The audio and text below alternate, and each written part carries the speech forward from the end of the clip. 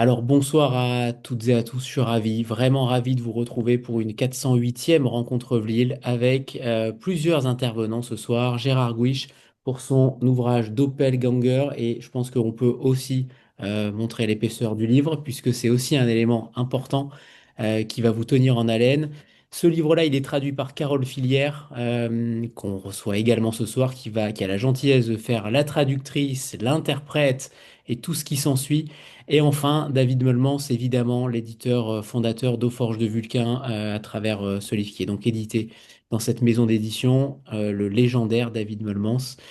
Alors, avant de vous passer la parole, tous aux uns et aux autres, il faut quand même parler de Doppelganger. C'est un livre assez fascinant. Il est des livres qui ne se contentent pas d'être lus, mais qui ouvrent une brèche, un passage secret dans la conscience.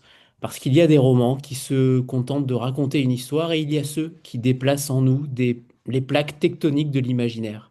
Doppelganger est de cette espèce plutôt rare, une sorte de séisme, une fissure dans la réalité, une plongée dans le miroir où chaque reflet tremble et menace de nous dévorer. Lire ce roman, c'est entrer dans une chambre obscure où nos certitudes vont se dissoudre, où chaque phrase va devenir une braise déposée dans l'esprit. Gérard nous y tend la main comme un illusionniste des âmes, et derrière lui, grâce à la voix de Carole Filière, la langue va se dédoubler, se métamorphoser, jusqu'à devenir un souffle qui nous traverse. Doppelganger n'est pas seulement un récit, c'est une expérience, une traversée hallucinée, voire hallucinatoire, des frontières du réel, une invitation à regarder en face ce que nous redoutons tous, l'existence d'un double, d'un autre soi qui nous suit, nous juge, peut-être nous remplace, et à sa lecture, on en sort clairement ébranlé, fasciné, comme après un rêve qui ne veut plus s'effacer. Alors David, j'aimerais que tu commences, que tu lances cette soirée pour nous parler de Gérard, pour nous parler de Carole aussi. Ce soir, on a la chance d'avoir un duo et on est ravi de mettre aussi en avant les traducteurs qui ont une place fondamentale dans la littérature étrangère.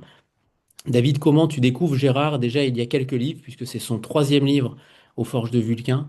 Comment tu découvres cet auteur? Et deuxième question, évidemment, quand tu reçois le manuscrit d'Oppelganger, qu'est-ce qu'il se passe dans ta tête? Une électrocution, une déshydratation? Que se passe-t-il en réalité quand tu reçois ce texte? Alors, tout d'abord, merci Anthony de nous avoir accueillis pour ce roman qui euh, est enfin sorti. C'est un roman sur lequel Gérard travaille depuis 2008, sur lequel nous, on travaille depuis 4 ans, qui a une ambition intellectuelle, artistique exceptionnelle, mais qui a aussi les moyens de son ambition, principalement grâce à Gérard, mais aussi grâce à Carole. Le texte, en fait, j'avais déjà publié Gérard à 2 reprises. C'était son agent qui a très très longtemps m'avait parlé de lui. Elle représentait plutôt des auteurs catalans. Et donc, j'ai publié d'abord Le Cimetière et après Tout ce que tu devrais savoir avant de m'aimer. Ce que j'avais beaucoup apprécié dans l'esthétique de Gérard, c'est que c'est un auteur qui est aussi auteur de théâtre et qui a un sens du drame, mais qui sait que la scène, c'est pas juste le drame, c'est aussi réfléchir sur ce qu'est une scène, sur comment on représente les choses, ce qu'est un spectacle. Euh, et c'est un auteur qui me fascinait pour ça et que j'étais déjà très fier de publier. Et puis il y a quelques années, Carole nous a invités tous les deux, Gérard et moi, à Toulouse, où elle est enseignante, pour une journée consacrée aux littératures catalanes et accessoirement occitanes, mais surtout catalanes. Il y a plusieurs écrivains et romancières, enfin, écrivaines catalanes qui étaient là. Et je suis allé déjeuner de mon côté avec Gérard à un moment, et je lui dis que j'aimerais encore publier un autre de ces textes. Et il me dit, est-ce que tu publierais tout ce que j'écris? Et je lui dis, oui, oui, en aveugle presque. Et il me dit, ah, ça tombe bien parce qu'il y a un texte qui est inédit pour l'instant en catalan et en espagnol. Euh, et, euh, et je pense que ça pourrait t'intéresser. Et en fait, c'est aussi une des particularités de ce projet, c'est que Doppelganger, c'est un texte qui n'a pas encore été publié en Espagne ou en Catalogne, et l'édition française est la première des éditions. Et donc, il m'a envoyé ce texte, qui est un texte monstre, que j'ai eu beaucoup de mal à lire, pour une raison très simple, c'est que je ne lis pas bien l'espagnol. Donc, finalement, j'ai lu des traversées, des longs passages, voilà, et je me suis beaucoup appuyé sur Carole et aussi sur une autre personne qui ne pouvait pas être là ce soir, qui est Alejandro, qui est l'éditeur junior des Forges de Vulcain et qui, lui, est colombien et a pu aussi travailler avec Carole et Gérard sur l'établissement du texte. Donc, c'est un texte qui est très, très particulier à plein d'égards d'un point de vue purement éditorial, parce que je laisserai Gérard et Carole parler de ce qui est vraiment le texte et ce qui est le plus intéressant en fait, mais bon, c'est juste pour vous donner un avant-goût. C'est un texte qui est grand par son ambition, grand par sa taille, qui a été écrit en castillan par un auteur catalan. C'est le seul texte castillan de Gérard, et ça restera sans doute son seul texte castillan, je pense. C'est un texte qui et sur un sujet ambitieux. C'est un texte qui a pris 17 ans, 18 ans de la vie de Gérard, 3-4 ans de la vie d'une maison d'édition. Et, euh, et finalement, toute cette ambition, cet enthousiasme, où chacun se dit, face à l'ambition des autres, il faut que je sois autant ambitieux, c'est quelque chose qui a été, comment dire, d'une certaine façon récompensé lors de la sortie du livre, puisque le livre a été très bien accueilli par les libraires. On a beaucoup de coups de cœur. On a une tournée à l'horizon. On a Vienne, Paris, Valenciennes, Bruxelles et peut-être d'autres dates derrière. Et surtout, le livre est en sélection du Médicis. Alors, je ne sais pas s'il remportera le Médicis, c'est toujours très compliqué ce type de choses, mais c'est déjà une reconnaissance importante. Voilà. Et que dire de plus, c'est que je suis très très fier et très reconnaissant à Gérard et Carole de m'avoir confié ce texte. Et on te comprend. On te comprend, en effet, vu l'immensité du projet. Carole et Gérard, j'aimerais que Gérard nous parle justement de cette trame, de cette genèse, de ce huis clos quasi huis clos peut-être, on pourrait dire, parce qu'il y a beaucoup d'allers-retours, beaucoup de flashbacks aussi, de ce huis clos historique qui est foisonnant d'humour noir, on y reviendra tout à l'heure. Mais qu'est-ce qui pousse un auteur catalan qui écrit en plus en espagnol, à revisiter comme ça les derniers jours tragiques du Troisième Reich avec une plume aussi satirique? Bueno, primero de todo, hola, gracias por estar aquí. No hablo francés, pero Carol será mi voz en francés. Alors, bonsoir, bonsoir à toutes et à tous. Je ne parle pas français, mais Carole sera ma voix en français. Es mi traductora, mi voz, todo en francés es Carol. O sea que, Je suis sa voix, je suis tout. En traduction, en interprétation, c'est Carole. vale, explico un poco la génesis del proyecto. En 2008 doy con la casualidad histórica que Adolf Hitler y Charles Chaplin habían nacido con 4 días de diferencia, misma semana, mismo mes, mismo año. Alors, tout a commencé en 2008 quand je me suis rendu compte, c'était un hasard, que Chaplin et Hitler étaient nés à 4 jours d'intervalle. Et c'est de là qu'est partie l'idée. Esto despierta mi curiosidad como escritor, sobre todo porque nunca nadie ha trabajado, ha hablado, ha explicado esto y a partir de ahí empiezo un proceso largo de documentación.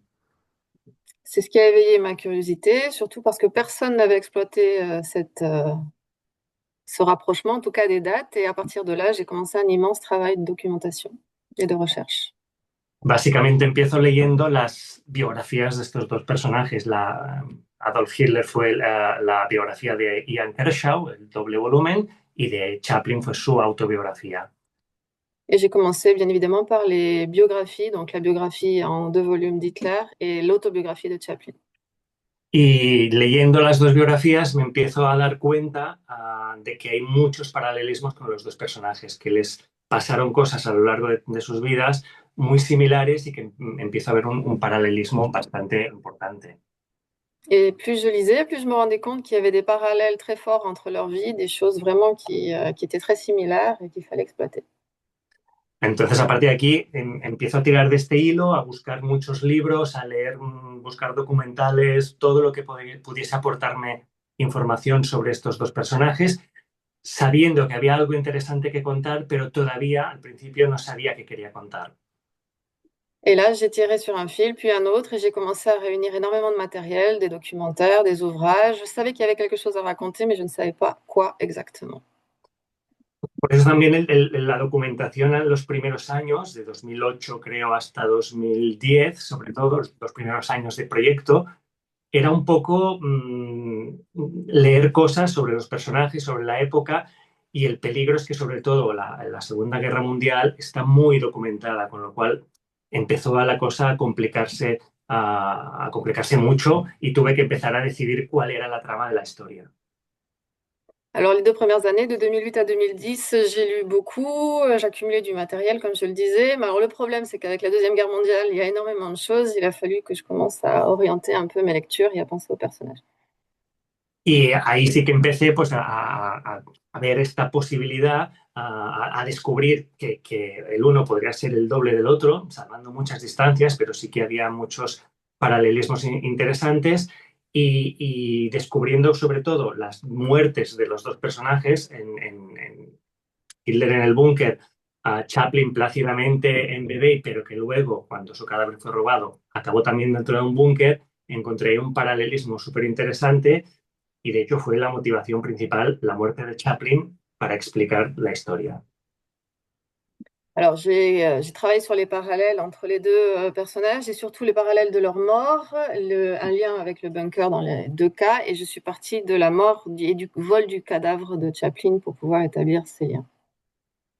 Y a partir de aquí la cosa fue mucho más rodada. Evidentemente, tener la idea, saber de qué hablaba la historia y dónde iban los personajes, me facilitó ya el hecho de poder escribir la novela. Sobre todo porque gran parte de ella pasa con los personajes encerrados dentro de un búnker. Esto ya me limitaba mucho. Y a partir de aquí también el arco temporal de estos últimos días de Hitler para contar una historia que en realidad son 33 años, pero básicamente se centra en estos últimos 15 días de vida de Hitler. Et donc j'avais mes personnages, puis j'ai choisi mon lieu, puisque tout se passe principalement dans un bunker. J'avais un seul lieu. Après, pour la temporalité, j'ai un arc temporel qui est un peu plus long, puisqu'il y a à peu près 33 ans. Mais quand même, la plupart du roman se concentre sur les 15 derniers jours d'Hitler. El juego literario que decidí ejercer, que era como lo más interesante, sobre todo para eso de poder hablar de la historia sin tener que hacer un libro histórico, porque también me ha dado con mucha pereza contar algo que todos ya sabemos y lo han contado, se ha contado mil veces de mil maneras. Y ahí empezó el reto que me propuse, que era contar exactamente lo que sucedió históricamente, ser muy riguroso, pero empezar a cambiar las motivaciones de los personajes. Hacen las mismas acciones que sucedieron en realidad, pero yo empecé a cambiarles las motivaciones y les di otra dimensión para llegar a este punto de sátira y de crítica que yo creo que es la baza más importante de Doppelganger. Et alors là, le jeu a commencé pour moi parce que je voulais faire un roman historique sans que ce soit une somme historique, ça ne m'intéresse pas. Et j'ai commencé à écrire l'histoire différemment, c'est-à-dire après apprendre des événements et des actions réelles, mais aller changer les motivations des acteurs et des agents. Et c'est de là qu'est né le roman. Y de momento está aquí. Et voilà, pour l'instant, le roman, vous l'avez devant les yeux. Merci.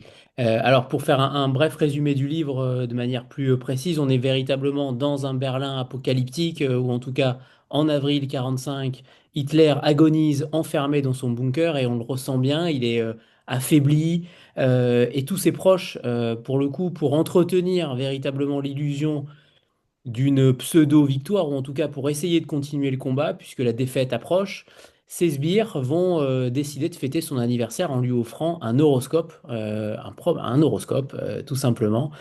Sauf que la date de naissance sur cet horoscope est erronée par la faute d'un de ces sbires. Au lieu du 20 avril 89, 1889, on trouve donc le 16 avril 1889, la date de naissance de Charlie Chaplin, et ce simple décalage va être pas le point de départ, parce qu'on met finalement longtemps à y arriver à ce point de départ. Il y a beaucoup de choses au-delà de cette date-là. Ça va renverser le destin. C'est véritablement le diable réside dans les détails. Pour le coup, cette simple erreur va faire basculer l'histoire. Est-ce que vous vous êtes intéressé à ces détails dans l'histoire de manière plus générale qui ont pu changer le destin d'une nation, d'empire et autres? Est-ce que vous avez fait ce parallèle-là aussi?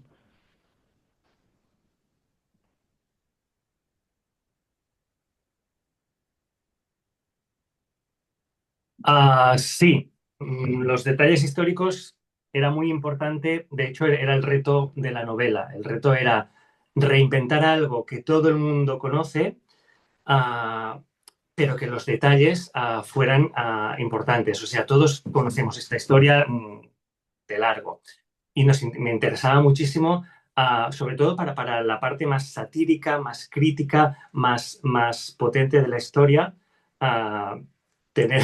Ahora no pausas. Perdona, Carol. Il rigole parce que je lui ai dit de faire plus de pauses pour que je puisse intervenir.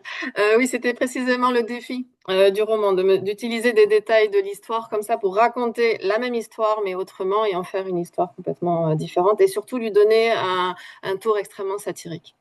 Es algo que realmente me obsesionó mucho, que históricamente fuera muy verídico, que de hecho es lo que ahora veo, ¿no? Las críticas son todas lo que está saliendo, que es algo que se destaca, ¿no? El rigor histórico, pero era muy importante que el rigor histórico estuviera para luego que el mensaje llegara. C'était très important pour moi, c'est même devenu une obsession, hein, que cette rigueur historique soit présente à tous les niveaux du texte, et c'est ce qu'on voit aujourd'hui dans les lectures et les critiques, et pour moi, c'était le fondement de l'écriture. Y básicamente esta obsesión me llevó a tener muchísimos libros sobre Hitler, sobre la época de la Segunda Guerra Mundial, nazis. Incluso llegué a visitar y compré libros en una librería en Barcelona, una librería de extrema derecha que no existe, que tenían libros y cosas bastante terroríficas, pero que ahí conseguí libros que eran muy difíciles de encontrar. Et donc, j'ai commencé à acheter, récupérer beaucoup de documents, beaucoup de livres. Je suis même allée à Barcelone dans une librairie d'extrême droite qui n'existe plus, et j'ai trouvé des documents terrifiants, mais que j'ai pu utiliser. Y durante una época tenía miedo porque había pagado con tarjeta de crédito y que mis datos estaban registrados, que estaba comprando material de ultraderecha en una librería. Et j'ai même eu peur, puisque comme j'ai payé par carte, j'avais peur que toutes mes données personnelles soient enregistrées et qu'on sache que j'achète du matériel d'extrême droite. Pero bueno, no pasó nada. Mais rien ne m'est arrivé. Il y a beaucoup de choses dans ce roman. Ça va être difficile en 1h30, même en 2 heures, même en 5 heures, de vous poser autant de questions, tellement j'en ai. Mais la première, c'est celle de la composition du livre. Vous faites, alors c'est pas un hommage, on va pas exagérer sur un hommage, mais le livre est composé comme un opéra wagnérien. Pour le coup, il est noté en bas de page, en note de bas de page, puisqu'on va parler des notes de bas de page très importantes ensuite, euh, pour nous délivrer un grave avertissement. Cette construction en opéra wagnérien, on connaît l'appétence d'Hitler pour Wagner, forcément. Euh, c'est pas un hommage, mais en tout cas, vous avez voulu aussi construire un livre opéra avec forcément 3 actes, un prologue, un final. C'est d'ailleurs plus qu'un prologue, hein, vous le dites également. Qu'est-ce que ça implique, notamment au niveau narratif? C'est-à-dire que là, vous êtes obligé à un moment donné d'avoir un final totalement explosif. Donc ça nécessite, sur 768 pages, de garder une tension narrative extrêmement forte. Et vous avez réussi le pari, c'est assez fou, parce qu'on ne s'ennuie jamais dans votre livre, pas une seule seconde on s'ennuie, parce que les faits historiques se mêlent à la fiction et on cherche constamment à se dire comment cela a pu exister, comment Gérard arrive à nous manipuler aussi en tant que lecteur. Bref, ce que j'aimerais savoir, c'est comment vous arrivez à tenir sur autant de pages et autant d'actes, y compris avec le final, une tension aussi forte. Cuando me estaba documentando, sobre todo leyendo las biografías de Hitler y Chaplin, otra de las muchas cosas que coincidían en ellos es que a los dos les encantaba, les apasionaba Richard Wagner. Y ahí yo vi algo muy importante. Perdona, que no te he escuchado. ¿Qué les encantaban? Tanto a Hitler como a Chaplin les encantaba Richard Wagner, eran fanáticos de la música de Wagner. Ah, vale, gracias. Oui, l'une des premières choses que j'ai repérées dans les parallèles que j'ai établis entre les deux, c'est que tous les deux étaient des fous de l'opéra wagnérien et de ce type de musique. Y a partir de ahí fue como empecé a investigar y vi muy claro la estructura imitando una ópera de Wagner, imitando una ópera con los tres actos, la obertura y el finale, porque además, algo que además con tu Carol lo habíamos comentado, ¿no? Que cada parte de la novela, son 5 partes, es una novela distinta, ¿no? A la hora de trabajarla yo como escritor y tú traduciéndola, era como empieza otra novela. Y eso también era interesante para mantener lo que comentaba él de cómo mantener la tensión, el ritmo, porque cada parte es como otra novela. Et donc, l'idée d'une structure en 5 parties qui correspondent à un opéra wagnérien est venue assez vite. Puis après, en travaillant avec Carole, on a vite dit que chacune des parties, en fait, pouvait être un roman indépendant. Donc, c'est ce qui permet aussi de maintenir l'attention. C'est que chacun a été pensé et traduit comme des parties indépendantes aussi. Yo siempre he pensado, y no sé si quien lo ha leído puede decir, o tú, Carol misma, que por ejemplo la primera parte, la obertura, es más clásica de novela histórica. Alors, moi, je pense ça, mais peut-être que celles et ceux qui ont lu le roman pourront donner leur avis. La première partie, pour moi, est assez classique. Elle correspond à ce qu'on attendrait d'un roman historique. La primera parte, digamos, durante el aniversario de Hitler, se convierte más en una sátira política, entra el sentido del humor y empieza a convertirse un poco en los hermanos Marx, no sé, quizás. L'acte 1, donc la deuxième partie dans l'ordre de lecture, commence à être une satire politique, un peu dans l'esprit des Marx Brothers.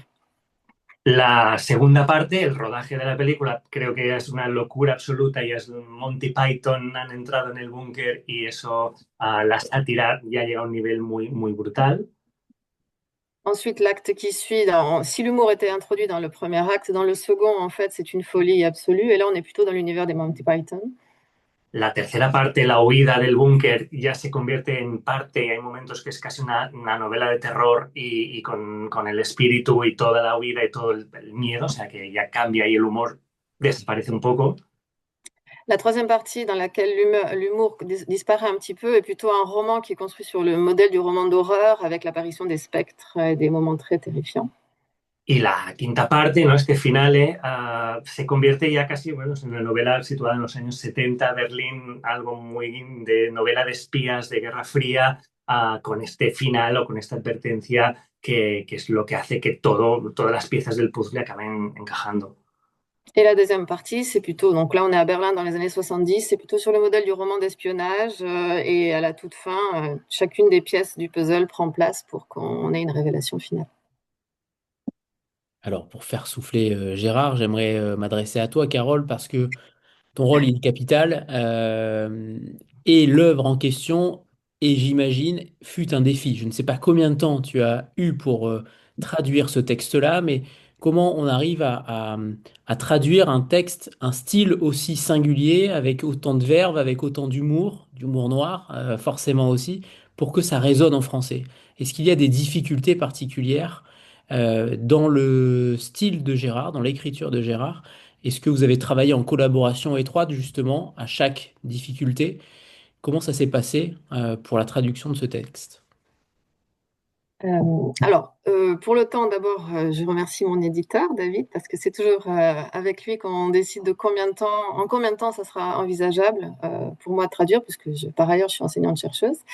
Ensuite, pour le travail, mais peut-être Gérard voudra dire un mot dessus, j'ai participé à la première version en espagnol. En fait, on a travaillé ensemble un été entier avec aussi des commentaires qui sont venus plus tardivement aussi pendant ce processus, puis plus tard par des commentaires d'Alejandro, le deuxième éditeur, ce qui nous a permis de travailler en finesse et les phrases et les paragraphes, puis la partie, puis tous les actes, si vous voulez. Donc, en fait, tout ça, ça a été revu ensemble. Et après, traduire Gérard. Alors, Gérard, moi, je ne le cache pas, c'est un ami. Donc, je sais comment il écrit, je sais comment il pense, je connais son humour de manière intime. On a un peu le même et j'avais carte blanche aussi pour rajouter pas mal de choses humoristiques que je lui faisais valider à chaque fois. Donc si dans le processus de traduction qui a pris pour moi 5 mois et demi, 6 mois, j'avais des suggestions à lui faire, on est constamment en contact et il les validait ou pas. Et ça a permis aussi de mélanger nos deux voix par moments, surtout dans les notes de bas de page. Voilà, c'est un espace de partage. Alors justement, ces notes de bas de page, extrêmement drôles, extrêmement piquantes, même provocatrices, provocantes. Il y a beaucoup de choses dans ces notes de bas de page. On peut pas trop en dire non plus parce qu'il faudrait pas déflorer quoi que ce soit, mais quand même, euh, il y a parfois plus de notes de bas de page que de texte sur une page d'ailleurs, et c'est ça qui est très intéressant aussi, c'est que le sous-texte est encore plus complet que le texte en lui-même, et c'est pas pour rien. On peut pas en dire trop non plus, mais qu'est-ce qui vous est passé par la tête finalement à tous les deux? Parce que là, pour le coup, c'est un travail collectif aussi. Pourquoi cette volonté de rendre les notes de bas de page sexy, ce qui n'est pas toujours le cas? Cuando empecé a escribir y a dar forma a la novela, tuve la idea, la iluminación de pensar, de construir la novela como si fuera un libro histórico, o sea, estos tipos libros de la Segunda Guerra Mundial históricos, que hay muchas notas al pie, notas que nunca nadie lee, y pensé en imitar este estilo. Este fue el inicio de la idea. Alors, au début, je voulais vraiment construire un roman qui était en écho avec les romans historiques ou avec les textes d'histoire. Et dans ce cas-là, il y avait des notes de bas de page, donc c'était le premier modèle. A partir de ahí fue como eran primero, al principio eran notas informativas solo y jugaba con aclarar cosas que en el texto no quedaban claras, como se haría en el uso normal de las notas. Et donc au début, les notes étaient traditionnelles, c'était des informations, des moments que j'utilisais pour donner des éclaircissements sur des événements ou des choses dont je parlais dans le texte. Pero a medida que la novela fue tomando forma, empecé a darme cuenta que realmente las notas podían servirme para aclaraciones o para comentarios o para jugar a otro nivel y realmente crear una doble novela, la novela normal y luego lo que se va comentando, lo que va creciendo en las notas al pie.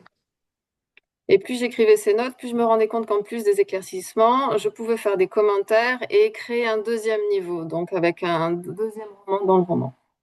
Y realmente no, al principio yo no tenía claro esas notas quién estaba hablando. O sea, fue algo que fui descubriendo a medida que iba avanzando la novela hasta que un día me di cuenta de quién era esa persona que estaba hablando en las notas y al final descubrí a quién le hablaba, que esto se descubre en la última nota, en la última página. Et au début, je ne savais pas très bien qui parlait dans ces notes, donc ça s'est élaboré au fur et à mesure de l'écriture, et je ne savais pas non plus à qui s'adressait cette personne-là. Et la révélation de ce destinataire, en fait, vous la trouverez dans la dernière note du roman. Même s'il y a quelques indices disséminés tout au long. Petit à petit, on imagine, ou en tout cas, on pense que... et pour le coup, tout à l'heure, je vous ai posé une question, Gérard, à laquelle je crois que vous avez pas forcément répondu, c'est la langue. De savoir pourquoi vous avez écrit ce roman en espagnol et pas en catalan.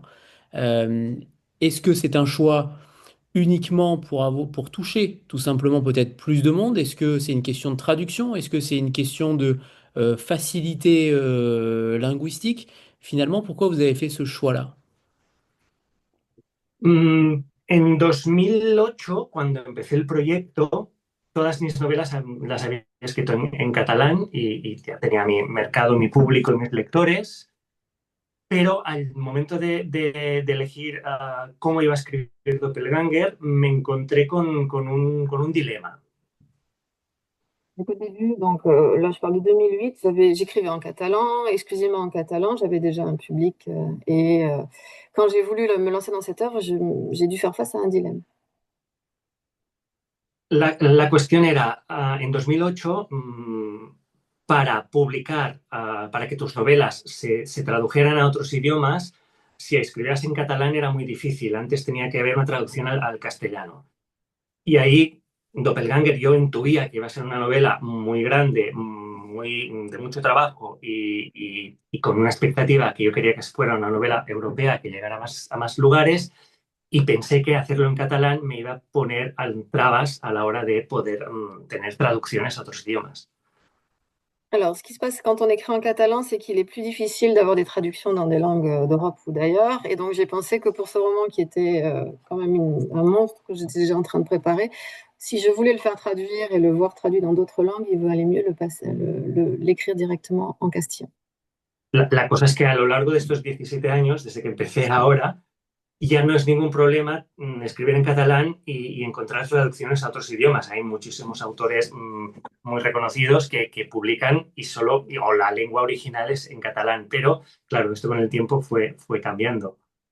Ce qui s'est passé, c'est qu'entre 2008 et aujourd'hui, bien évidemment, maintenant, il y a beaucoup d'auteurs et d'écrivaines en catalan qui sont traduits dans les langues auxquelles je pensais, donc ce n'est plus vraiment un problème, mais ça l'était à l'époque. Pero curiosamente el hecho de haber elegido el castellano para hacer la novela ha facilitado que finalmente Porges pudiera publicarla porque Alejandro, que es el editor que se encargó del trabajo más de edición, o sea, es colombiano, pues, con lo cual dominaba el idioma. Si no, en catalán hubiese sido mucho más difícil. Heureusement, c'était dans castillan et comme Alejandro qui parle cette langue pouvait travailler dessus, ça a facilité le travail et donc les forges ont pu le publier parce que si ça avait été directement en catalan, il y aurait eu plus de complications du côté de l'édition. Très bien.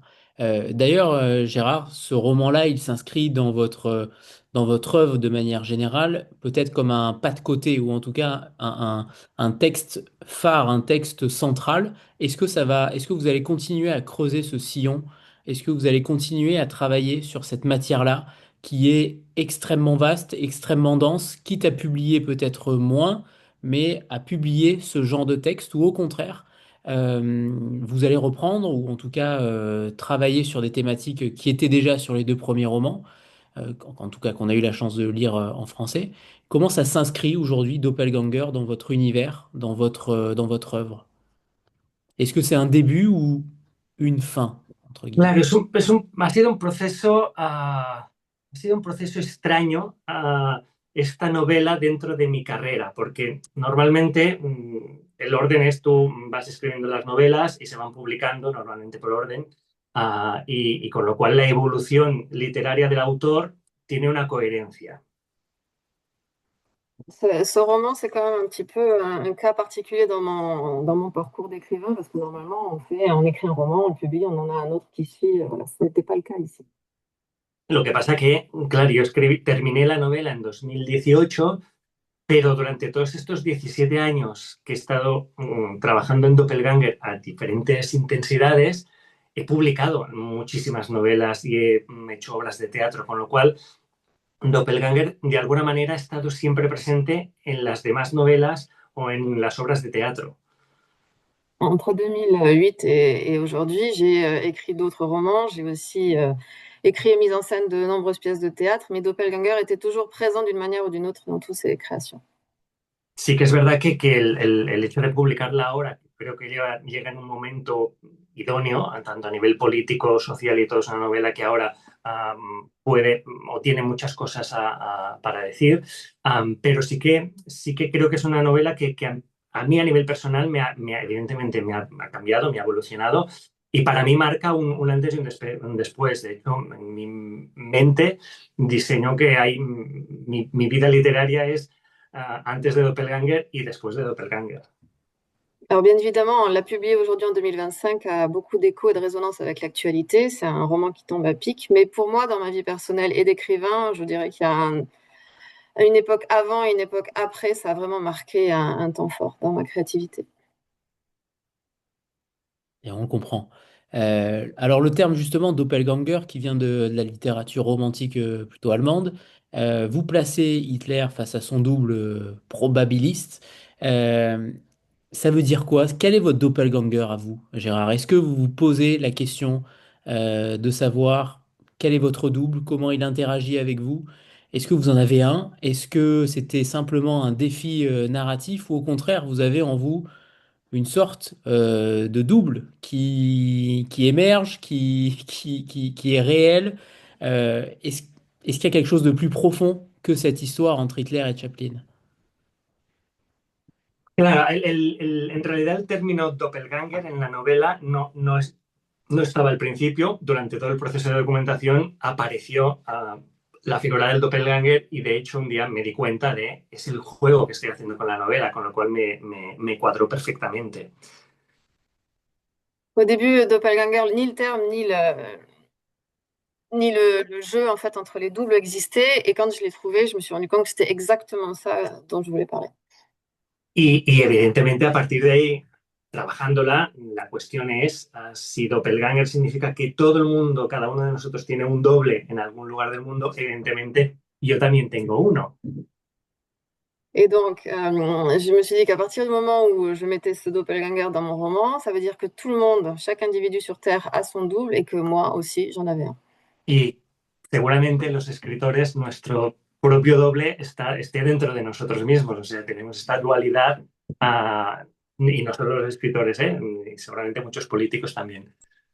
Et quand on est écrivain, bien évidemment, ce double, il vit en nous, il est à l'intérieur de nous. Enfin, pas simplement les écrivains, je suis sûre que les hommes et les femmes politiques aussi. Très bien, très bien. Alors, au-delà de ça, il y a beaucoup d'anecdotes, et en tout, bah, c'est difficile de dire anecdotes tellement les propos sont graves, mais de faits historiques que vous mettez en avant. Est-ce que vous avez été surpris par vos découvertes, par vos recherches, quelque chose en particulier qui vous a encore plus choqué que ce qu'on pourrait connaître? Pour ma part, c'est le plan Kaufman qui m'a choqué. Quand on entend Churchill et Roosevelt et avoir des propos très durs sur le peuple berlinois, il y a beaucoup de choses finalement qu'on ressort quand on ressort de votre lecture, c'est que c'est au-delà d'un livre historique, c'est un livre de l'imaginaire, mais on apprend encore plus de l'horreur, des horreurs de cette Seconde Guerre mondiale. Est-ce qu'il y a quelque chose qui vous a marqué dans vos recherches? Sí que es verdad que hay algo que he aprendido con los años, y que yo también soy profesor de escritura y es algo que le digo a mis alumnos, que es que muchas veces lo más importante, o sea, cuando tienes una crisis creativa, busca en la realidad, busca y seguro que hay algo que puedes aprovechar. Y en Doppelganger la documentación me estaba dando constantemente cosas súper interesantes que tenía muy poco margen para imaginar, porque era todo muy potente. Une des choses que j'ai apprises au cours des dernières années, et moi aussi j'enseigne l'écriture créative, c'est que la réalité dépasse la fiction, et c'est ce que je dis à mes étudiants, c'est que quand on a une crise dans la créativité, qu'on ne sait pas sur quoi écrire, il suffit de regarder ce qui se passe autour de nous, ce qui s'est passé, et notre esprit est vraiment choqué par tout ce qui existe.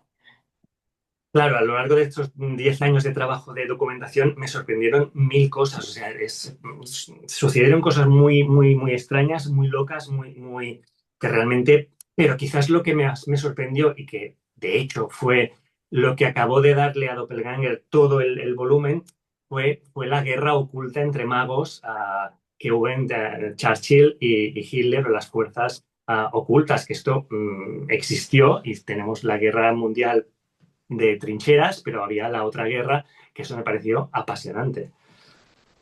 Alors bien évidemment, en 10 ans de lecture et de documentation, de recherche, j'ai trouvé des milliers de choses qui m'ont étonnée, qui m'ont surpris, mais l'une des choses qui m'a le plus étonnée, c'est que en dessous de la guerre officielle, il y avait la guerre des mages, la guerre des occultistes, et surtout celle que faisaient Churchill et Hitler en sous-marin.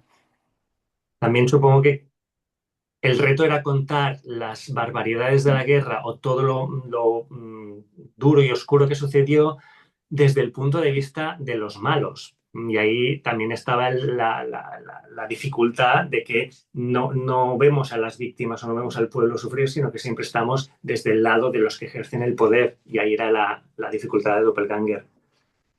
Et un autre des défis, mais aussi une difficulté d'écriture du roman, c'était d'écrire l'histoire depuis le point de vue des méchants de l'histoire aussi, et de montrer comment ils se sont enrôlés, comment ils ont fonctionné à l'intérieur de ce pouvoir. Et ce qui est fou dans cette sphère, parce que vous rentrez vraiment dans les détails de la bureaucratie allemande de manière extrêmement poussée, c'est qu'en réalité, il n'y a aucun amour dans cette société. Les nazis ne s'aiment même pas entre eux. Il y a très peu de solidarité, il y a beaucoup de coups bas, il y a beaucoup de mesquinerie, beaucoup de jalousie pour plaire au Führer. Finalement, on a l'impression que euh, au-delà de ne pas avoir d'amour entre eux, il y a vraiment même aucune complicité. On a l'impression que ce sont des individus d'une extrême froideur, ça on n'en doutait pas, mais même entre eux, c'est ça qui m'a encore plus choqué, j'ai l'impression, c'est que il n'y avait aucune relation humaine entre eux. Je ne sais pas si vous avez ressenti ça aussi. Mm, Claro, de entrada la burocracia ya de por sí es algo que puede ser muy cómico o muy desesperante o da pie al humor y a la sátira. La burocracia, cualquier gestión burocrática es una locura. Alors, quand on parle de bureaucratie et d'administration, en fait, on est tout de suite dans la folie. C'est très facile de faire rire à partir de ce système absurde qu'est la bureaucratie. La burocracia que como la ejercían los nazis era una locura. Realmente Hitler lo que quería era tener a todos sus súbditos enfrentados para que así nadie se aliara entre ellos. Y esto daba pie, pues eso, a esta falta de solidaridad, hasta luchas internas que llevadas al extremo del humor dan mucho juego. Ce qui se passait dans la hiérarchie imposée par Hitler, c'était un peu ce que voulait Machiavel. En fait, c'est séparé pour mieux régner. Donc, tout était fait pour qu'aucune solidarité, aucune complicité ne soit possible. Et ça, bien évidemment, c'est extrêmement fécond quand on écrit et qu'on veut faire rire. Para el tono de la novela era perfecto ver a estos personajes desesperados cuando todo se está hundiendo, tratando de quedarse con las migajas del pastel, cuando el pastel ya se lo han comido las ratas. Et c'était très drôle de voir comment tous ces individus voulaient récupérer quelques parts de gâteau, ou même des miettes, surtout quand le gâteau a été mangé par les rats. Alors avant de nous proposer un premier extrait, on va prendre une photo de groupe, voilà, comme on en a l'habitude. Préparez-vous. 3, 2, 1. C'est bon, parfait. Eh bien, Carole et Gérard, c'est à vous pour un premier extrait et je crois que vous avez choisi des notes de bas de page, évidemment. Vale, empezamos por el del Greatest Hits, ¿no, Carol? Oui, on va commencer par... il va vous le lire, vous allez voir. Vamos. Siempre se ha dicho que uno de los greatest hits de la parafernalia máxima del nazismo lo usaron primero los romanos para saludar a su César. Lo cierto es que no hay pruebas de que este saludo se utilizara en la antigua Roma. Se dio a conocer gracias a películas ambientadas en ese periodo y luego el fascismo italiano lo retomó para establecer una analogía con su glorioso pasado. Los movimientos juveniles alemanes de principios del siglo XX, con la intención de rechazar el apretón de manos burgués, lo adoptaron como saludo acompañado por la expresión Heil. No cabe ninguna duda de que el fascismo italiano fue un modelo para los nazis. Imitaron sus uniformes, sustituyendo la camisa parda por la negra. Se inspiraron en la parafernalia decorativa para los magnánimos actos y les copiaron el saludo, antítesis simbólica del puño en alto de los comunistas. Hitler no tardó en introducir este saludo en el ejército y debía ir acompañado por la exclamación Heil Hitler.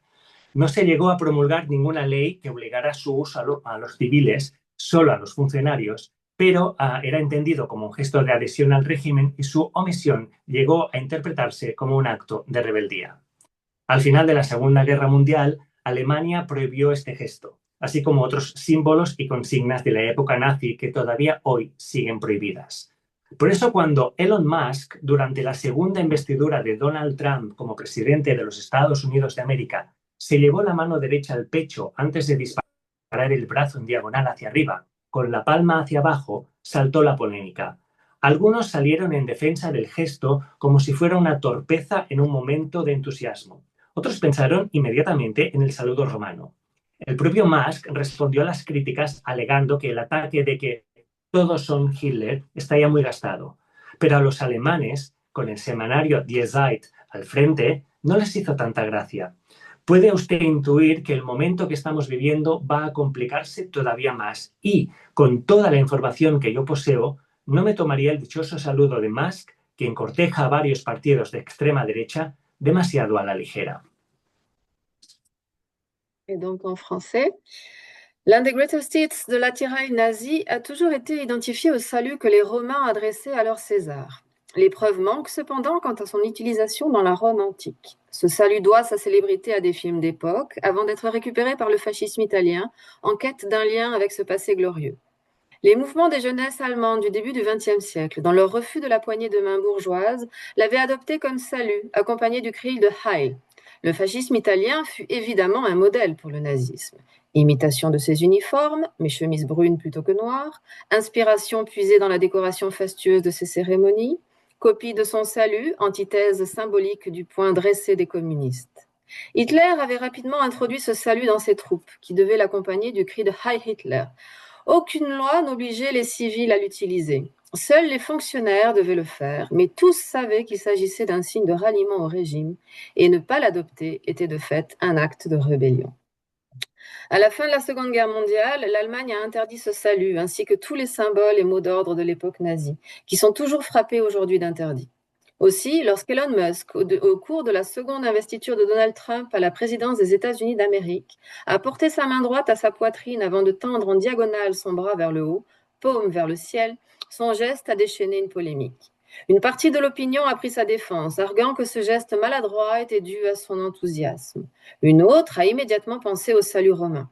Musk lui-même a fait face aux critiques en répondant que l'attaque « Tout le monde est Hitler » était fatigante. Mais les Allemands, le journal Die Zeit en tête, n'ont pas trouvé ça drôle.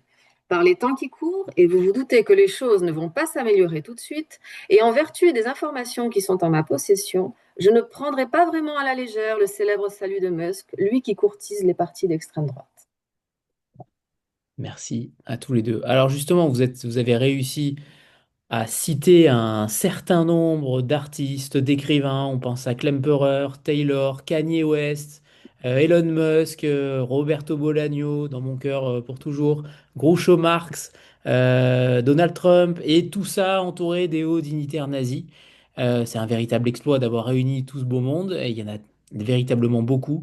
Mais ma question étant, est-ce que ça vous fait, entre guillemets, mal au cœur de voir que rien n'a changé? Que tout est encore là, ou presque.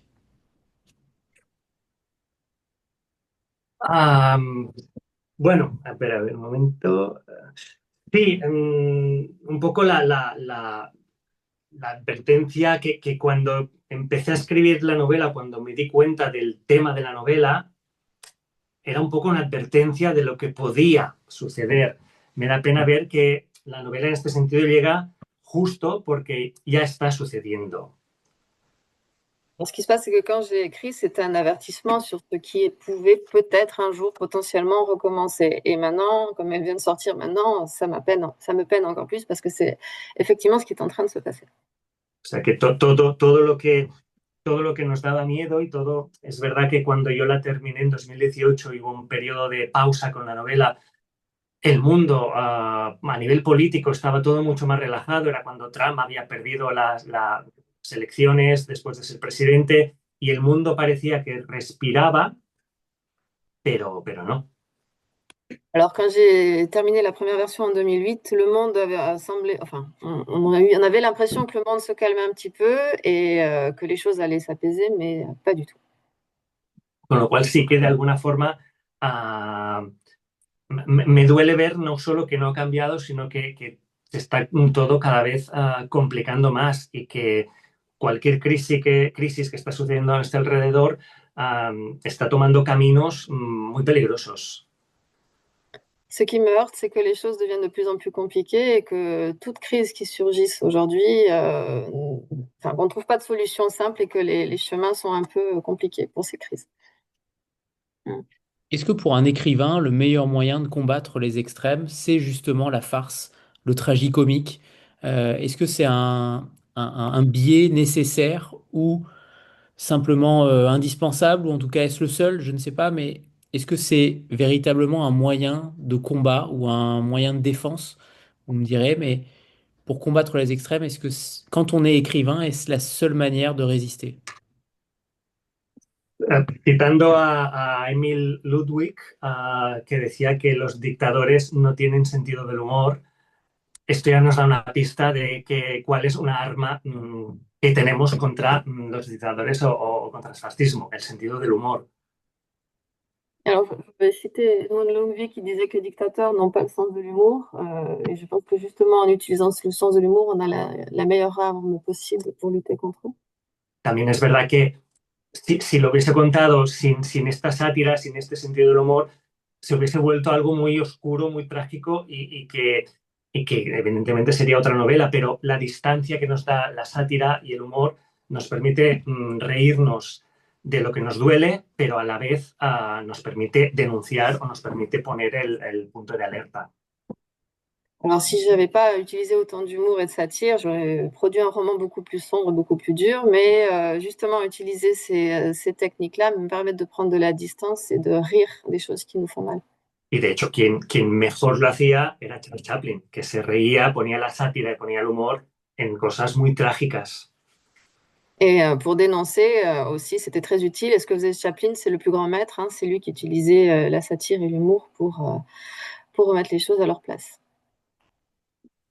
Est-ce que justement, parce que vous croquez tous ces ministres nazis, tous ces personnages secondaires comme des sortes de pantins un petit peu grotesques, est-ce que vous aviez cette volonté de les caricaturer au maximum, même si, comme vous le disiez, la fiction dépasse la réalité, mais pour souligner leur folie intérieure, est-ce que le meilleur moyen, justement, voilà, c'était de les caricaturer au paroxysme de leurs aptitudes néfastes? Et notamment à travers les dialogues. Il y a des dialogues évidemment savoureux, on reparlera de ça juste après par rapport au théâtre, mais je trouve que la satire que vous rendez extrêmement crédible, je pense que beaucoup de lecteurs vont penser que vous romancez, alors qu'en réalité, il y a beaucoup de choses réelles dans ce que vous écrivez. Sí, un poco, yo creo que esto sucede siempre uh, y está pasando ahora con todos los dirigentes, Donald Trump, Netanyahu, Putin. Cuando la locura invade a los políticos, se vuelven en caricaturas de ellos mismos. Alors, je pense que ça arrive dans la vie réelle, hein. Je citerai Trump, Netanyahu et Poutine. Ils deviennent la caricature d'eux-mêmes. Y los nazis, al final de su vida, y viendo Hitler, sus discursos, Mussolini, cualquiera de estos grandes dictadores, al final se convirtieron en memes de ellos mismos, en caricaturas, ya no te los, o sea, es cuando el personaje se come a la persona. Y yo creo que al final de estos días, en la locura del búnker, no rodaron una película, pero a saber lo que hicieron. Je pense à ce qui s'est passé avec les derniers jours d'Hitler. Je pense même à Mussolini. Alors, sont devenus des mèmes d'eux-mêmes, pour prendre un autre référent. Et ils n'ont peut-être pas, dans le bunker, tourné un film, mais on ne sait pas du tout ce qu'ils ont pu faire dans leur folie finale. Pas faux. Vous avez travaillé dans le théâtre, Gérard, et justement, alors on a du mal à imaginer Doppelganger au théâtre, mais sait-on jamais, tout est possible. Mais cela étant en matière cinématographique, puisque Hitler et Chaplin sont dans le même univers cinématographique, Hitler rêvant d'être cinéaste, on sent chez vous, dans ce roman-là, une patte théâtrale, notamment dans les dialogues, notamment dans la répartie que vous mettez entre les personnages. Est-ce que ça vous a aidé en tant qu'homme de théâtre à véritablement composer ces scènes, à les composer comme des portes qui claquent, comme des événements qui se succèdent, comme des scènes qui vont se répéter et qui finalement ne sont plus du tout les mêmes? Mais est-ce que c'est un véritable décor en tant qu'homme de théâtre? Est-ce que ça vous a permis de développer un tissu narratif encore plus vaste, encore plus ample? Sí, o sea, a ver, de verdad, la primera idea que tuve al principio de todo, y de hecho por eso la estructura de ópera se quedó, mi idea era escribir que fuera una ópera, Doppelganger. O sea, pero que era muy complicado explicar esto cantado. Alors, ma première idée, c'est d'ailleurs pour ça que le roman a la structure d'un opéra, c'est que je voulais écrire un opéra, mais bien évidemment, il aurait été très difficile d'écrire tout ça avec des gens qui chantent. Sí, con novelas son 768 páginas, en una ópera duraría 2 semanas. Ça te ferait un opéra qui durerait 2 semaines. Entonces ahí fue cuando ya tomó la forma la novela. Adaptarlo al teatro podría ser interesante, pero sería un reto duro porque es mucha información, muchos personajes y esto lo dificulta, pero en cine o en formato serie sería fantástico. Yo creo que funcionaría muy bien. Alors, l'adaptation au théâtre, ça serait compliqué pour les mêmes raisons, mais par contre, l'adaptation en film et plutôt en série, je pense que ça fonctionnerait très bien. Aunque habría algo que se perdería seguramente, que es el juego con las notas, porque en una película, en una serie, se perdería, como pasaba con la novela de Logan Binet, HHHH, que también la adaptación al cine perdía la gracia de la novela. Le risque dans cette adaptation, ce serait de perdre les notes, donc le deuxième roman, comme ça a été le cas dans l'adaptation ciné de HHH de Laurent Binet. Parce que vous écumez les films où Adolf Hitler apparaît, notamment, alors ils en prennent un petit peu tous pour leur grade, et c'est très drôle là aussi. Il y a beaucoup de films que vous citez. Mais par rapport à ça, il y a beaucoup d'autres personnages. On pense à Goebbels, à Eva Braun, à Himmler évidemment aussi. Bref, beaucoup passent dans ce livre-là. Est-ce qu'il y en a un que vous avez aimé croquer, que vous avez eu envie d'aller jusqu'au bout de la satire, jusqu'au bout de, comment dire, de la moquerie presque. Est-ce qu'il y en a un parmi tout cela que vous avez pris plaisir à écorner, à critiquer, à décortiquer? Est-ce qu'il y en a un en particulier? Es verdad que la parte de Hitler, personaje de cine, claro, yo no tenía constancia y cuando lo consulté en Internet Movie Database, descubrí todas las millones de películas donde sale un personaje de Adolf Hitler y con actores que lo repitieron como hasta 10 veces. Esto me pareció una locura. C'est vrai que quand on pense à Hitler comme personnage de cinéma, quand j'ai commencé à chercher, j'ai halluciné quand j'ai vu le nombre de films dont il était le personnage et surtout quand j'ai vu que des acteurs avaient pu jouer plus de 10 fois ce rôle. De los personajes así, quizás el que más me gustó escribir o que más me sorprendió, porque toda la historia que tiene detrás es muy potente y es el menos conocido, es el Private Secretary Martin Bormann, porque es todo un señor ahí que da mucho miedo toda su manipulación. Alors parmi tous les personnages que j'ai croqués, celui que j'ai préféré critiquer et auquel j'ai préféré donner vie, c'est le secrétaire privé de Hitler qui est Bormann, ce personnage machiavélique et très secret. Très bien. Carole, d'ailleurs, est-ce que la collaboration va continuer avec Gérard? Est-ce que ça vous a donné envie de développer encore plus de projets ensemble? Est-ce que tu es devenue la traductrice officielle de Gérard? Je ne sais pas. Mais est-ce que ça crée des liens d'être sur une aussi longue distance, euh, de traduire un texte qui est, on l'a dit tout à l'heure, un roman monstre, un roman monde, comme vous voulez, mais est-ce que ça va devenir une habitude? Ça l'est déjà, puisque j'ai traduit tous ces textes. Je pense que c'est aussi ce que fait David dans sa maison qui est merveilleux, c'est que les autoristes et les auteurs sont là, mais les traductrices et les traducteurs aussi. Et oui, alors je ne vais rien dévoiler, mais bon, je suis mariée, traduction mariée à vie à Gérard, j'ai l'impression. Voilà. Pour la suite, dont tu parleras peut-être ou pas. Voilà. Bon, parfait. J'avais une question pour tous les deux, finalement, une question que je pose régulièrement à tous les auteurs et traducteurs qui passent ici. C'est celle de dénicher un auteur ou une œuvre méconnue que vous aimeriez remettre au goût du jour. Qui avez-vous choisi tous les deux? Perdona, ¿por qué no era la pregunta que dieron a mí? Vale. La pregunta es una obra desconocida que tú quisiera que la gente la vaya leyendo más ahora, En general, desconocida por la una mayoría de novela. la gente, una novela un poco dejada de lado. Mm, guau. Ah, ¿Tú tienes alguna? Yo tengo una. Pues sí, la mitad pienso. Alors, pendant qu'il cherche, parce que c'était pas on n'avait pas réfléchi à cette question-là, Moi qui me suis moi, trompé, autant pour moi, c'est moi qui me suis trompé. c'est pas grave, mais il Je va viens de trouver. vérifier le mail, Euh, c'est pour ça, autant pour moi. Ce n'était pas cette question. Je change parfois selon qui j'ai avec. Il y a pas de problème, c'est plus Donc je change. spontané. Moi, je suis une fan absolue de Bouvard et Pécuchet de Flaubert. Et je trouve qu'on pourrait la réécrire à toutes les époques. Enfin, réécrire ce livre Monde aussi à sa façon, qui est une encyclopédie à l'envers. Voilà, donc ça, pour moi, ça serait ça, cette œuvre qu'on lit plus. Peut-être qu'elle n'est pas méconnue, mais je pense qu'on la lit assez peu et c'est un regret. ¿Has Bueno, pensado? ¿Tienes sí, a... pero no, no me sale ninguna. La No, diré, la diré. pues Alors sí, je laisse Gérard réfléchir et je lui pose une autre question, c'est bon? te va a hacer otra pregunta, ¿vale? Sí, ok. Alors, l'autre question, l'officielle, celle que je vous ai posée en amont, c'est celle de la bibliothèque qui prend feu et que vous ne pouviez sauver justement qu'un seul livre. Quel livre sauveriez-vous? C'est pas forcément votre livre préféré, il peut avoir d'autres vertus, comme le relire par exemple. Quel livre avez-vous choisi tous les deux? Sin ninguna duda, Drácula de Bram Stoker. Alors, sans aucun doute, c'est une certitude, c'est Dracula de Bram Stoker.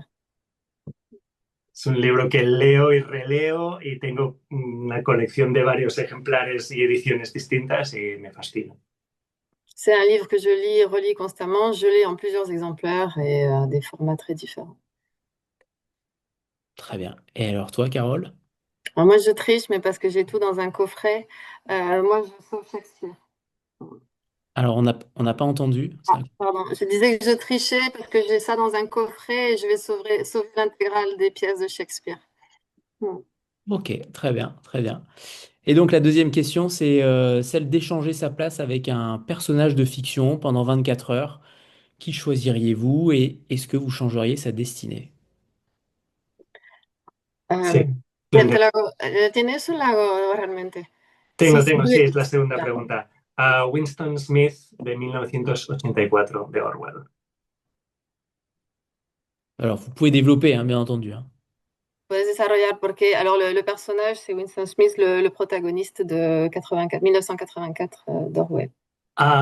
Porque es alguien que lucha contra algo muy grande que aparentemente no puedes luchar contra el Big Brother.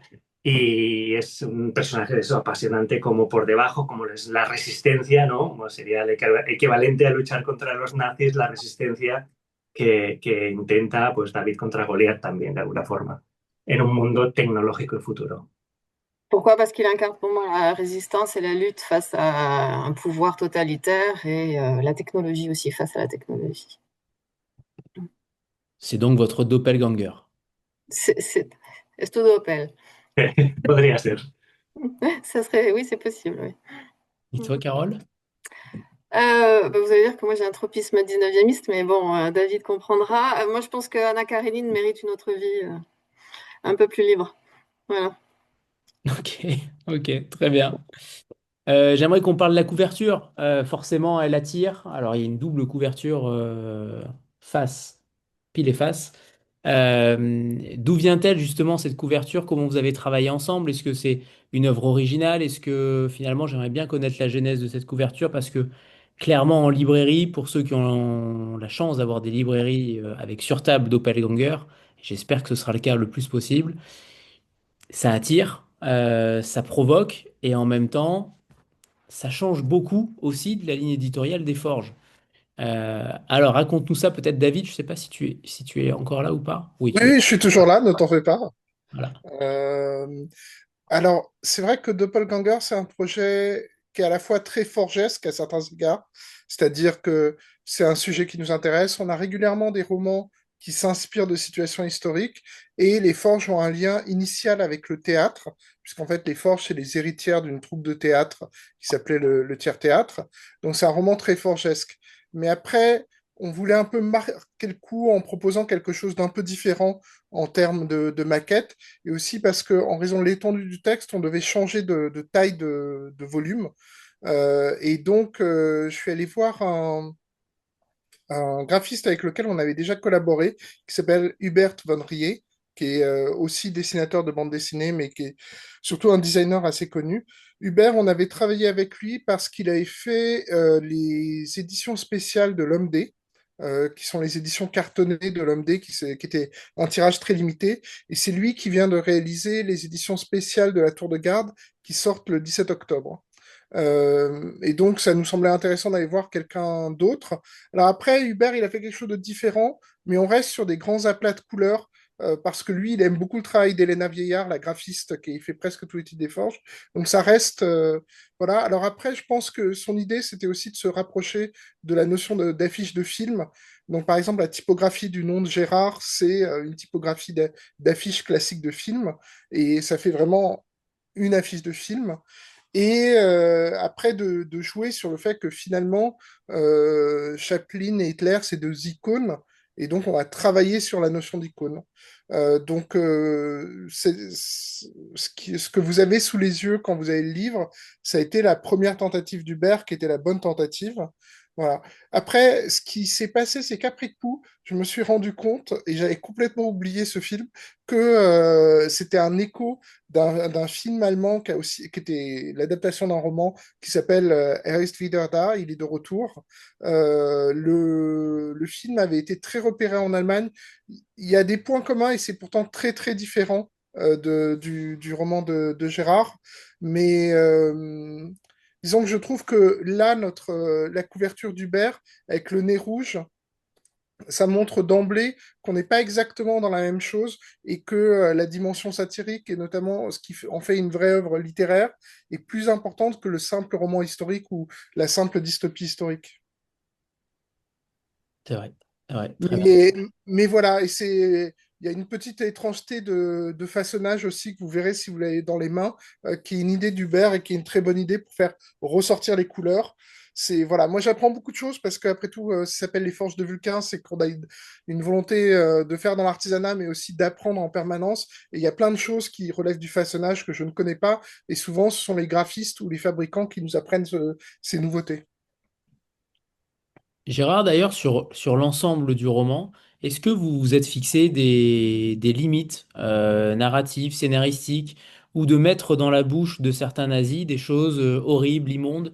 Est-ce que vous avez parfois, pas édulcoré, mais en tout cas, est-ce que vous vous êtes auto-censuré parfois? Est-ce que c'est arrivé ou au contraire, il n'y avait plus aucune limite en littérature, vous considérez qu'il n'y a aucune limite et que tout peut être dit et écrit? No, o sea, básicamente no me censuré ni me puse límites. Ya desde el punto inicial de aparecen más de 100 personajes, eso ya fue como me da igual. Alors non, je me suis mis aucune limite. Déjà, si on prend le dramatis personae, il y a plus de 100 personnages. Y a partir de aquí, tampoco a nivel de tema, de tono, cuando la sátira empieza a tomar lugar, al contrario, tiene que ir subiendo la sátira. Tengo que llevar a un extremo, cuanto más extremo sea, más potente será tanto el humor como la crítica o la sátira que hay detrás. Et à partir du moment où j'ai trouvé le ton, eh bien, il fallait que tout aille crescendo et que la satire explose. C'est ce qui me permettait de faire rire et de critiquer et de dénoncer. Claro, más que censura o autocensura, sí que había un respeto por las víctimas y por la otra parte, porque evidentemente el tema es muy complejo y lo que sucedió es muy dramático, pero precisamente el foco, por eso, y por eso me lo pude permitir, el foco estaba en los malos y ahí sí que podíamos tirar de esta tira. Alors, c'est pas une question de censure ou d'autocensure, mais bien évidemment, le respect que j'ai et que j'avais pour les victimes est immense. Et donc, je me suis occupée, moi, des méchants du film, hein, et c'est pour ça que j'ai pu aller aussi loin. Par rapport justement à ces personnages, à ces 100 personnages, plus de 100 personnages, comment vous vous êtes organisé pour ne pas perdre le fil? Est-ce que vous aviez chez vous un tableau comme une sorte de serial killer, d'enquêteur de serial killer avec des petites épingles et que vous envoyez des fléchettes sur chacun d'eux dans votre chambre, dans votre bureau? Comment vous avez organisé les choses? Parce que il y a en effet beaucoup de choses, beaucoup de personnages, beaucoup de situations et on ne s'y perd jamais. C'est ça qui est plutôt fascinant. Moi, en tout cas, beaucoup de lecteurs ont beaucoup de mal, souvent quand il y a beaucoup de personnages, et là, vous êtes arrivé à viser juste avec ce qu'il faut dans chacun d'eux. Comment on réussit cette prouesse-là? Ça dure depuis 2008, certes, mais est-ce que votre vie depuis 2008 est façonnée par Doppelganger, façonnée par ces nazis qui tournent autour de vous constamment? Est-ce que on arrive quand même à sourire à la vie avec autant de nazis autour de soi chaque jour? Claro, esta novela no se puede escribir en poco, o sea, en poco tiempo. Necesitaba todos estos años y esta es la primera clave. Alors, ce roman ne peut pas s'écrire en peu de temps. C'est la première des choses que je dirais, c'est la clé. Luego, estos 100 personajes, es verdad que muchos de ellos aparecen muy poco y una vez y nunca más, con lo cual eran los personajes que salen mucho, son muchos menos, está más controlado. Et sur les 100 personnages, il y en a qui n'apparaissent qu'une fois ou très peu ou qui sortent très vite de l'action. Donc, ça me permet de contrôler aussi mon personnel.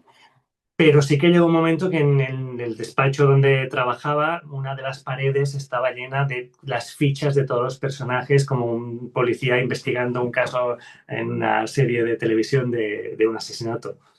Bon, il est vrai quand même que dans mon bureau, j'avais cette partie du mur réservée pour les fiches des personnages, exactement comme un policier qui mène une enquête contre un criminel dans les séries qu'on regarde tous.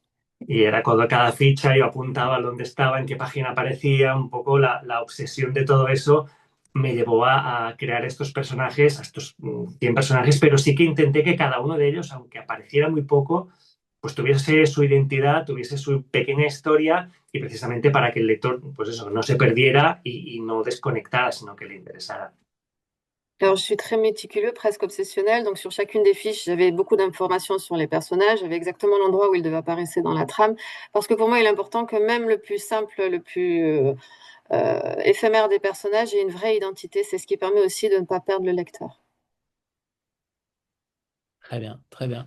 Tout à l'heure, Carole nous a un petit peu vendu la mèche sur le prochain roman, ou en tout cas sur le prochain, la prochaine œuvre. Est-ce que vous travaillez déjà sur quelque chose d'autre? Est-ce que Carole travaille aussi déjà sur la traduction peut-être? Est-ce que vous allez reprendre vos, entre guillemets, vos thématiques des premiers romans? Est-ce que celui-ci va peut-être germer dans le prochain?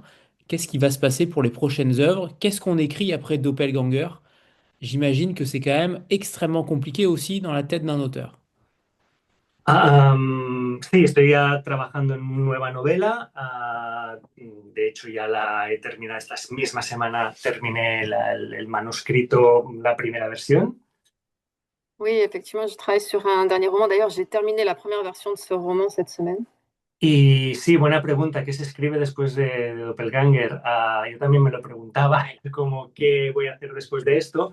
Bueno, pero como el proceso creativo es lo que contaba antes, ¿no? Que han pasado otras novelas por medio, realmente de alguna forma tampoco me he sentido una presión de que Doppelganger es mi última novela, aunque ahora lo es.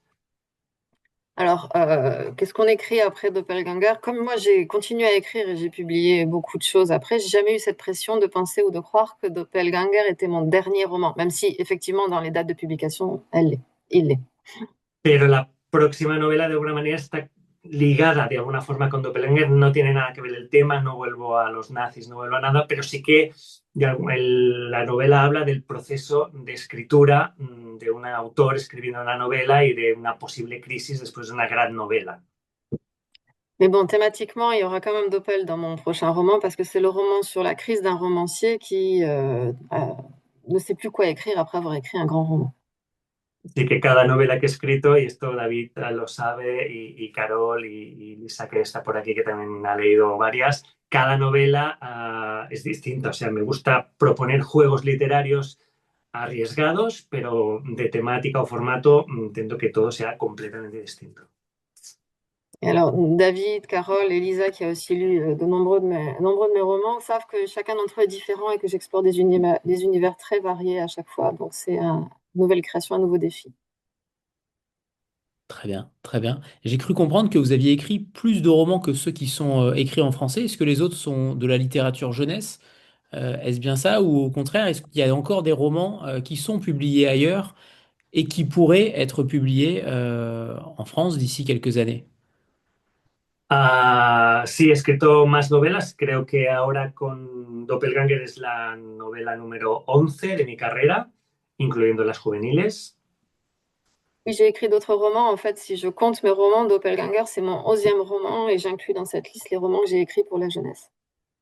Y sí, o sea, me gustaría que esto se traduciera, se publicara, estamos en ello, pero bueno, muy feliz. También me gusta mucho combinar juvenil con adultos porque son dos mundos que se complementan, pero las historias son distintas. Oui, j'aimerais beaucoup que les romans non publiés le soient et soient traduits. Alors moi, j'écris les romans pour la jeunesse et les romans pour adultes de façon combinatoire parce que pour moi, ça se complète et j'aime bien varier. Très bien, parfait. Eh bien, pour conclure cette rencontre, s'il n'y a pas de questions, est-ce que vous nous feriez un plaisir de nous lire un deuxième extrait, un second extrait, Carole et Gérard? Vamos leyendo. Bien, segundo. Lo que los dirigentes nazis se empeñaron tanto en propagar y que tantas vidas humanas costó, no deja de sonar como un chiste malo, malísimo, y de un humor negro, negrísimo. Se debe tener en cuenta que estamos hablando de hombres de estatura mediana, corpulencia escasa, excepto Goering, que sobrepasaba con creces el considerado peso ideal, todos ellos de pelo moreno, si es que les quedaba, con rostros poco agraciados, llenos de impurezas y surcos, alientos pútridos, cojos, malformados. Si se hubieran aplicado de forma estricta su propio canon de estética aria, solo Reinhard Heinrich, la bestia rubia o el carnicero de Praga, el hija alias, Hermann Fegelein, el vividor putero, y unos pocos más hubieran superado el examen racial. El resto, Hitler incluido, habrían sido esterilizados para evitar su propagación impura y les habrían encerrado en un campo de concentración, pagando la osadía de haber nacido con un físico vulgar, corriente, tirando a feo. Afortunadamente para el resto de la humanidad, los esfuerzos de los laboratorios científicos de la SS fueron completamente estériles. Capte la ironía. Cuando trataron de aislar la sangre aria pura, que evidentemente no había sido extraída de ninguno de sus máximos dirigentes, y así poder engendrar miles de pequeños nazis. Uno de los chistes más recurrentes de la época sugería que un ario debe ser rubio como Hitler, delgado como Goering, alto como Goebbels y casto como Rom. Ce que les dirigeants nazis essayèrent d'imposer au monde et qui coûta tant de vies humaines sonne encore à nos oreilles comme une mauvaise blague, très mauvaise, et comme de l'humour noir, très noir. Songez un peu, des hommes de taille moyenne, de corpulence médiocre, sauf Göring qui dépasse de loin le poids idéal, aux cheveux bruns quand ils en avaient, au visage disgracieux, marqué par les rides et les cicatrices, à la laine putride, boiteux parfois, souvent difforme. Si leur propre canon de beauté arienne leur avait été appliqué, seul Reinhard Heinrich, dit la bête blonde, ou le boucher de Prague, au choix, Hermann Fegelen, le parasite obsédé, et quelques rares individus auraient correspondu à ce critère racial. Tous les autres, Hitler en tête, auraient été stérilisés pour éviter qu'ils puissent reproduire leur impureté, puis enfermés dans des camps pour avoir osé naître avec un physique ingrat, vulgaire, voire laid. Heureusement pour l'humanité, les travaux menés dans les laboratoires SS furent complètement stériles. Belle ironie, stériles dans leurs efforts pour isoler le sang arien pur, qui n'avait évidemment pas été extrait du corps des dirigeants du Reich, et pour engendrer des milliers de bons petits nazis. L'une des blagues récurrentes de l'époque disait qu'un arien se devait d'être blond comme Hitler, mince comme Göring, grand comme Goebbels et chaste comme Rome. Merci à tous les deux. Eh bien, pour conclure, je dirais que Doppelganger n'est pas un livre que l'on referme, c'est un livre qui referme nos yeux pour mieux les rouvrir ailleurs. Comme une cicatrice invisible, il continue de palpiter en nous bien après la dernière page, comme si l'ombre qui l'a réveillé refusait de regagner son silence. À travers Gérard Guiche et Carole Filière, nous avons touché du doigt ce territoire fragile où la littérature cesse d'être un simple récit pour devenir une épreuve intime, une énigme qui nous hante, car ce roman, dans son double battement de langue et de traduction, ne raconte pas seulement une histoire, il nous rappelle que nous sommes tous peut-être déjà les doubles de nous-mêmes, oscillant entre vérité et illusion, entre lumière et vertige. Alors sortons de cette rencontre comme on sort d'un labyrinthe, ébloui, troublé, et peut-être moins certain de ce que nous sommes, mais infiniment plus vivants. Merci à tous les trois, David, Gérard et Carole. On vous le conseille ardemment parce que vous ne lirez rien de pareil, de semblable dans la rentrée littéraire et même depuis déjà quelques années. Bravo à tous les trois. Merci. Merci à tous les trois, Carole, Gérard et David. Merci. Belle soirée à Merci tous. tout le monde. Merci. Merci. Au revoir tout le monde. Au revoir. Au revoir. Et on se retrouve dimanche avec Gilles Marchand pour ne pas quitter les forges. Au revoir à tous. Au revoir.